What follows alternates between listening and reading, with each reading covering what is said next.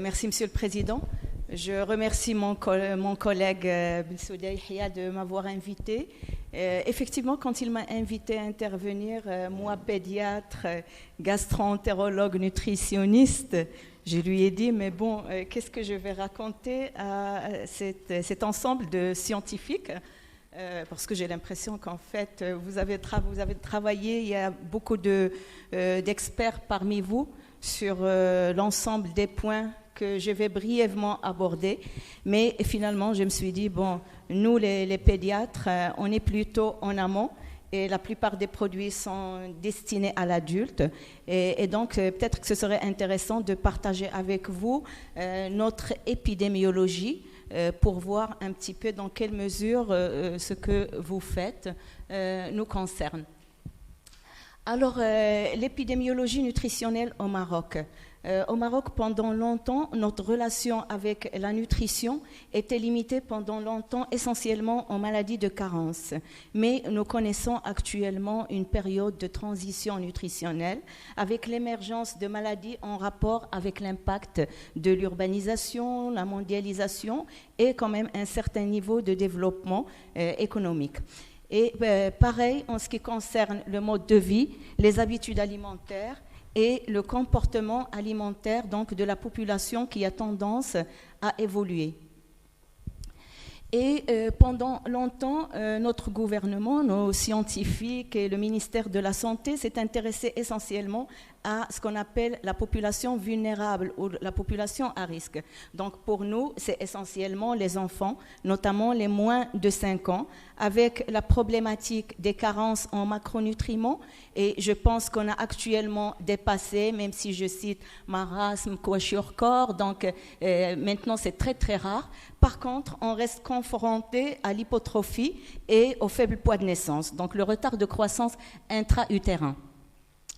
Et récemment, en fait, depuis pratiquement les années 90, on a commencé à explorer donc, le domaine de la carence en micronutriments. On s'est rendu compte qu'on a la carence en vitamine A, on a également les TDCI, les troubles dus à la carence en iode, notamment hypotrophie, certains problèmes d'avortement, de fausses couches chez les femmes enceintes, les malformations du tube neural. Donc, on a encore la problématique de la carence en acide folique à laquelle on doit faire face, et la problématique des troubles du développement cognitif et qui sont en grande partie en rapport avec la carence martiale.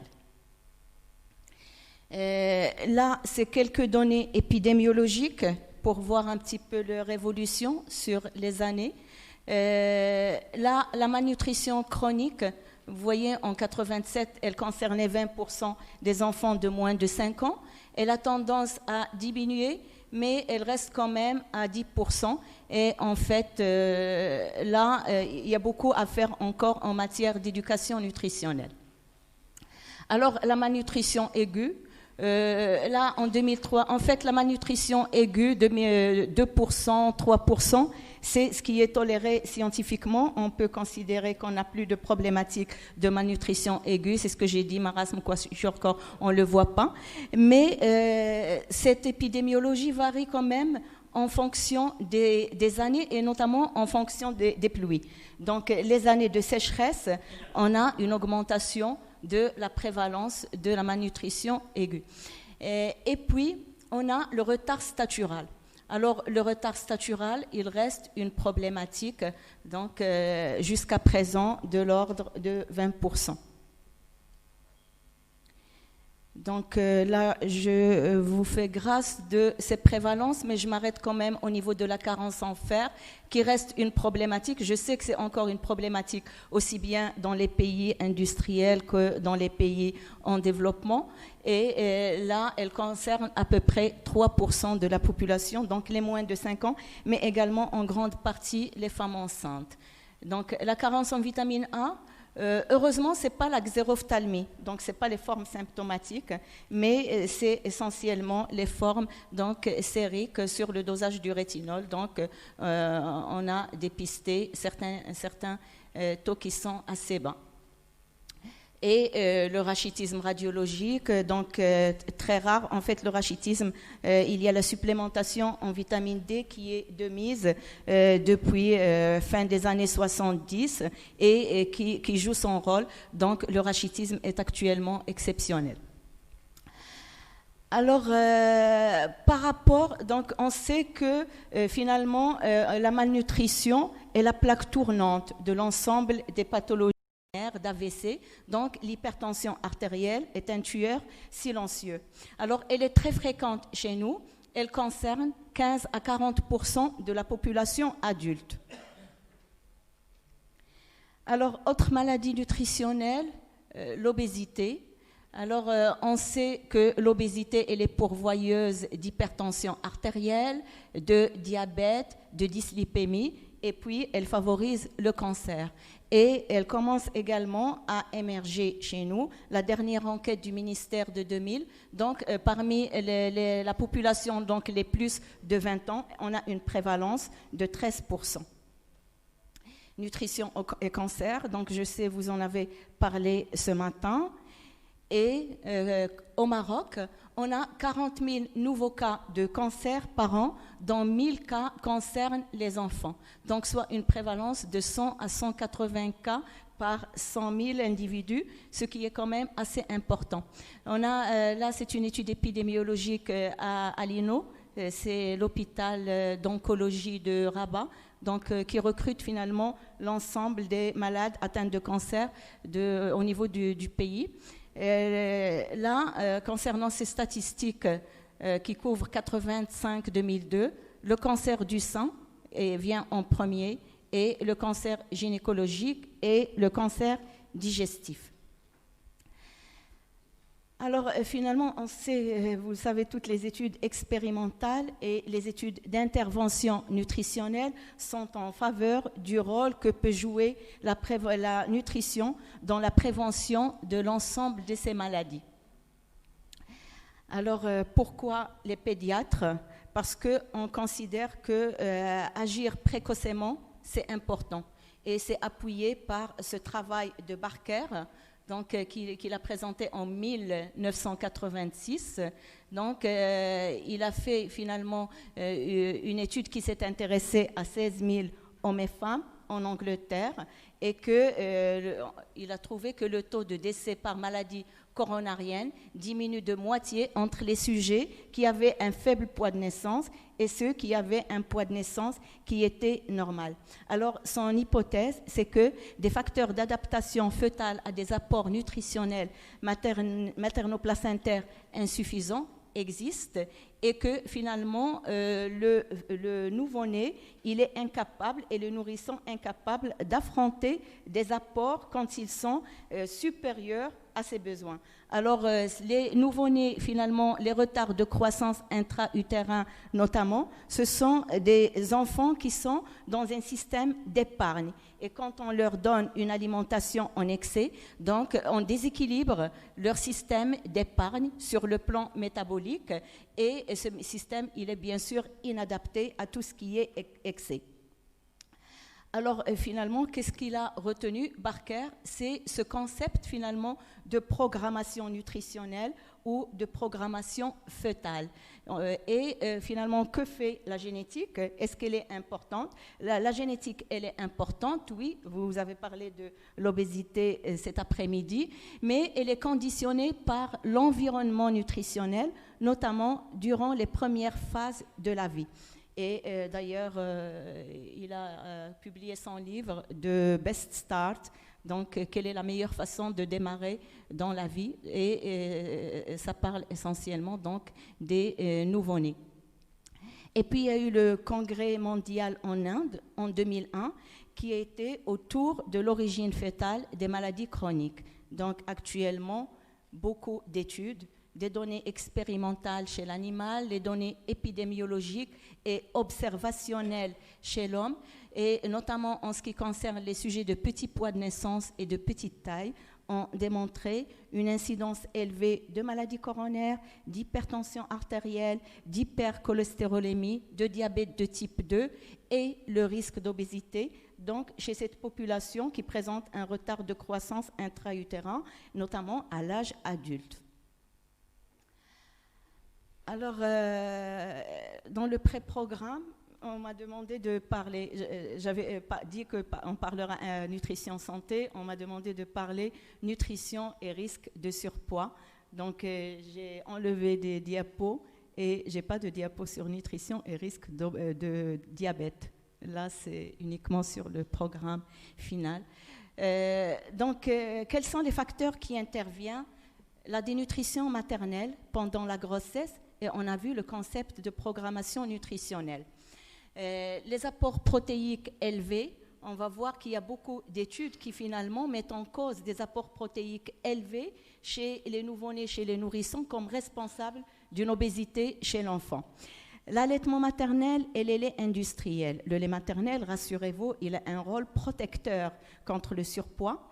Et puis les enjeux et les particularités de la croissance au cours de la première année de vie de l'enfant, et on sait que cette croissance, elle est optimale à cet âge-là. Alors, la dénutrition maternelle pendant la grossesse et les risques de surpoids, elle agit comment? On a parlé donc de la programmation nutritionnelle. Effectivement, quand on a un faible poids au départ et puis un rattrapage pondéral qui est trop rapide, donc un excès de poids après la naissance, ceci prédispose, on a dit, au surpoids, à l'obésité, mais également à d'autres maladies métaboliques. Alors, les apports protéiques et le risque de surpoids, là, on a différentes études, notamment cette première étude de Cachera, et puis beaucoup d'études ont suivi, et toutes ces études, finalement, concluent au rôle d'un apport protéique excessif au cours de la première année sur le surpoids chez l'enfant, à l'âge de 5 ans pour les uns, à l'âge de 8 ans pour les autres, à l'âge de 9-10 ans dans certaines études, mais en tout cas, un excès d'apport protéique prédispose au surpoids. Et d'où les recommandations nutritionnelles actuellement, et donc les recommandations émises par l'ensemble des comités et les différents comités internationaux de nutrition pour respecter donc les apports conseillés, notamment sur le plan protéique. Donc on a parlé du rôle protecteur de l'allaitement maternel. Là aussi, il y a énormément d'études sur le rôle protecteur de l'allaitement maternel, et on le sait que les enfants qui sont nourris au sein, au lait maternel, donc présentent un poids qui est en général plus faible que les enfants qui sont nourris au lait artificiel. Et pourquoi? Donc on considère que la croissance staturopondérale est moins rapide chez l'enfant au sein. Quelle peut en être la raison? On peut également, comme autre raison, un apport en protéines qui est plus faible par le lait maternel. Autre raison, est-ce que le goût intervient? Peut-être le goût, l'odeur, il pourrait intervenir dans le choix des aliments des enfants plus tard. Donc, on sait bien que le lait maternel, il a un goût qui est fade, qui est différent des laits artificiels, et peut-être que ça joue après sur le comportement alimentaire des enfants et sur leur choix alimentaire.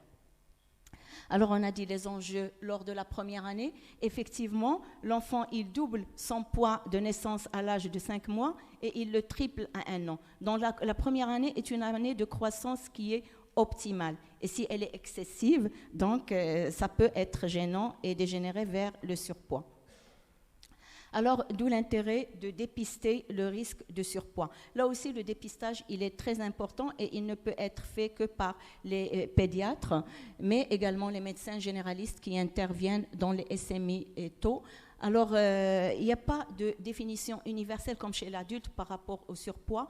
Donc, on est obligé de noter chez l'enfant constamment le poids sur les courbes de corpulence, donc qui mesurent l'IMC.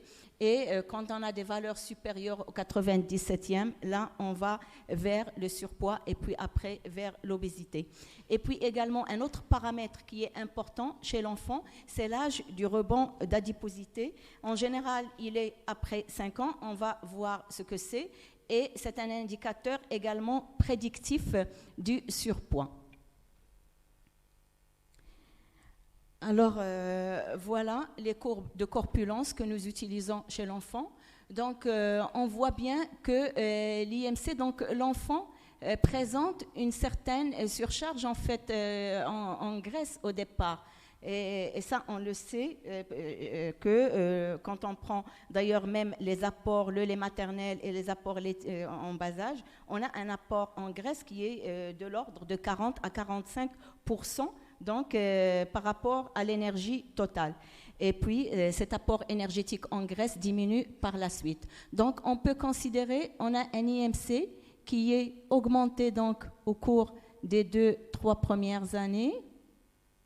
Donc, au cours de la première année, on a un pic, et puis ça commence à diminuer, et vers 5-6 ans, il y a un creux, et puis l'IMC augmente par la suite vers 6-7 ans, et 11-12 ans, donc avec l'adolescence, on a un rebond qui est important.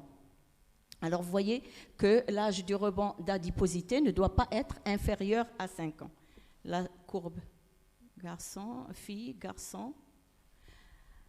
Alors, comment dépister ce surpoids? L'âge de rebond d'adiposité est très important et l'âge de 2 ans serait une étape clé pour déjà le dépistage. Effectivement, quand on a cet âge de 2 ans, là, on a l'IMC qui commence à augmenter. Ça veut dire qu'il faut faire attention et suivre de près les courbes de croissance de nos enfants. Et puis, la programmation nutritionnelle et surpoids, donc on en a parlé.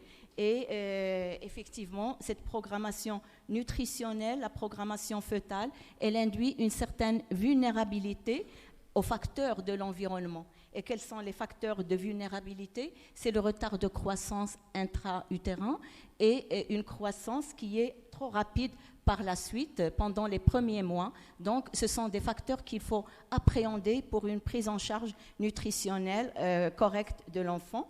Et donc, c'est un facteur de vulnérabilité, d'autant plus qu'il est fréquent essentiellement dans les populations en développement ou les populations sous-développées. Donc, quand on ne fait pas attention, et donc, ces populations, finalement, sont prédisposées à une pléthore de maladies métaboliques plus tard, si on ne fait pas attention donc, à cette problématique de programmation fœtale ou nutritionnelle.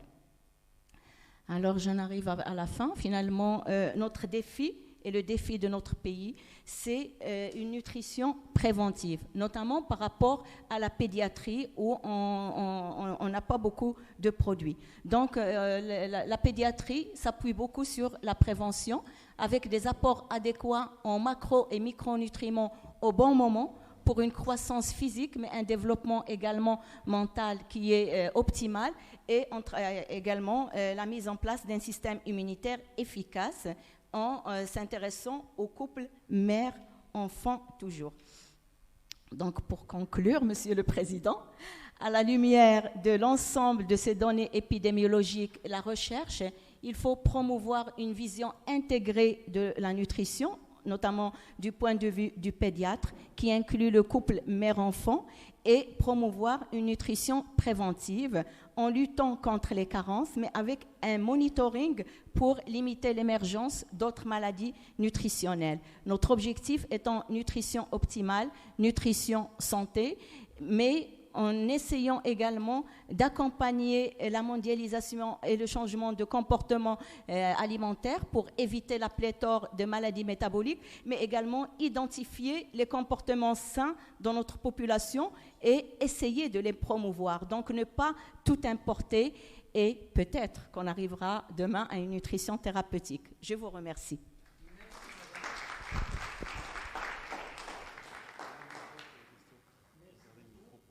Maintenant, bombarder la question comme tout à l'heure, pédiatriquement.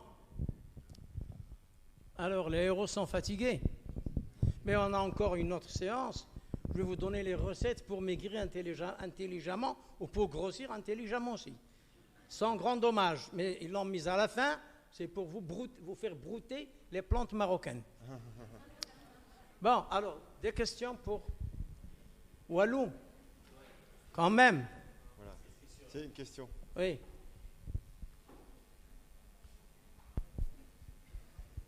Je ne vais pas monopoliser les questions, mais quand même, est-ce que vous avez en Maroc une répartition géographique spécifique pour ce type de problèmes que vous avez évoqués? Est-ce que ces problèmes sont uniformes sur le territoire ou il y a des zones où c'est bien différencié? Je ne sais pas, des zones rurales, effectivement. etc. Oui, effectivement, du fait de notre géographie déjà qui est très variable, très polymorphe, nous avons une répartition.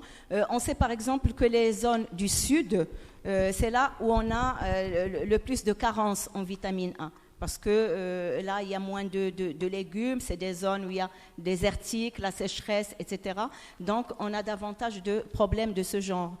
Et les zones montagneuses, bien sûr, quand on va à l'Atlas, là, le goitre, c'est carrément un critère de beauté chez les femmes dans la région de l'Atlas. Je ne sais pas si vous aurez le temps d'aller visiter Ifrane, Azrou, etc.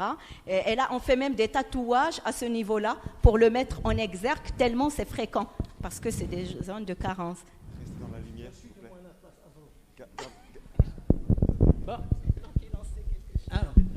Gardez le micro.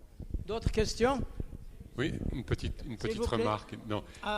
Tout à l'heure, quand vous avez parlé de Barker, le petit pois est associé à une augmentation du risque de maladie coronarienne. Hein. Oui, c'est ça, parce que c'était peut-être pas très clair. Il y a une problématique nouvelle actuellement en matière de fer, de carence en fer, puisque je vois que vous supplémentez en fer. On a maintenant une évidence qui est le fait que les personnes en surpoids ont une plus faible absorption du fer, et l'obésité serait un facteur majeur de pseudo-carence en fer. Et la supplémentation en fer pose des problèmes. Parce que si on supplémente des gens qui sont déficitaires pour cette raison-là, dans la mesure où les sujets qui sont obèses et qui sont supplémentés en fer peuvent avoir une augmentation du risque de diabète et de maladies cardiovasculaires liées à la supplémentation en fer. Donc en fait, on est aujourd'hui à un tournant où pendant longtemps il fallait effectivement sans doute supplémenter en fer quand c'était lié à une mauvaise alimentation. Et aujourd'hui, les déficits en fer sont peut-être en partie dans des pays comme les vôtres où l'obésité est croissante comme chez nous, liée à autre chose, et trop de fer pourrait être délétère. Donc je crois qu'en termes de santé publique, il faudra se poser des questions sur les stratégies de la prise en charge des carences en fer. Enfin, c'est juste une petite suggestion. Non, oui, vous avez parfaitement raison, d'autant plus que nous, on n'a pas choisi comme stratégie la supplémentation, mais pire, c'est la fortification. Ouais. Donc tout le monde y passe. Hein. Moi, quand je vais à Marjane, je cherche de la farine qui n'est pas fortifiée. On n'en trouve pratiquement pas. Voilà. Donc, et il y a un autre problème qui se pose, oui, ici. Voilà.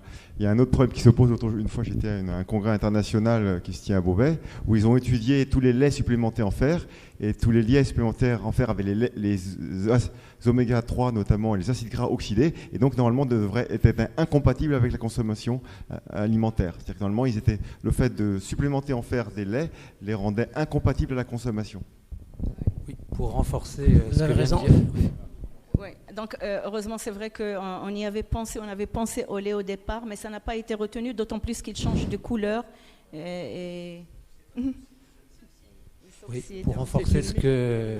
Jean-Paul Curtet va répondre. Pour renforcer ce que M. Le Serre et Jean-Marc Robin viennent de dire, on va le voir, il y a une inflammation dans le surpoids, et l'inflammation a un effet d'abaisser le fer sérique, et donc donne des fausses impressions de manque de fer. Ceci dit, maintenant, quand on manque vraiment de fer, il faut le corriger aussi parce que ça favorise le surpoids. La femme est fatiguée et elle peut augmenter ses prises caloriques parce qu'elle est fatiguée. Donc, il faut quand même distinguer les vraies carences en fer du facteur inflammatoire qui fait baisser le fer dans le surpoids et qui, en effet, peut être délétère, favoriser au contraire l'inflammation, le diabète et les risques cardiovasculaires. Donc, c'est assez délicat. Mais si on devait, je pense, donc remonter le fer d'une femme, il vaudrait mieux, chaque fois que possible, utiliser les aliments, parce que c'est le fer le moins toxique, le moins inflammatoire et le mieux absorbé. Donc, à moins qu'elle soit végétarienne, on peut lui faire manger du foie, du boudin, des viandes rouges. Ce serait plus favorable que de donner des compléments ou de fortifier l'alimentation, étant donné que ça oxyde tout ce qu'il y a dedans.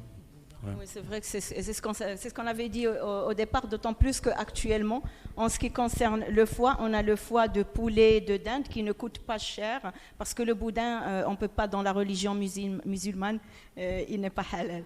Donc,